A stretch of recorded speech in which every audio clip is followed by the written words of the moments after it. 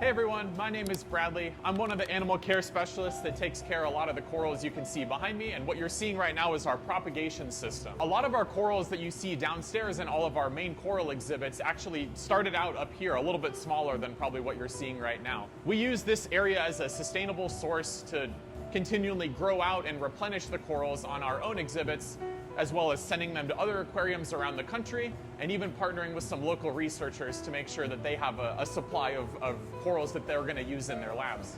As you look out across the tray heel, you'll probably see some small pieces of coral on tiles, kind of like the one in my hand here.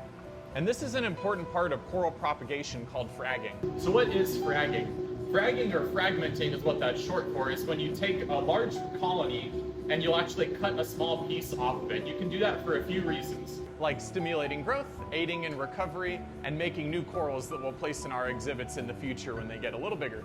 Now I'm gonna show you how we frag.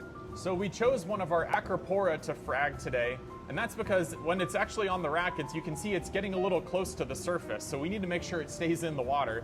So we're probably gonna cut one of those tips off and then re-glue it onto a tile in a little bit here. So the first thing we've done, we selected our colony, and we're gonna bring it over to our diamond bandsaw.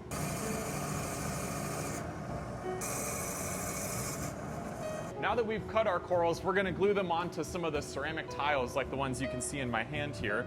So we'll take one of our little frags and bring it over to the edge of the exhibit. From here, we're gonna add a little bit of our special coral frag glue onto each of these tiles. Now that our glue's in place, we'll set the coral on there, and I'll usually just kind of hold that in my hand like so for a few minutes. So now we've let our first frag set for a few minutes, so it's about ready to go in the water. So I'll just gently place it down, and there we go.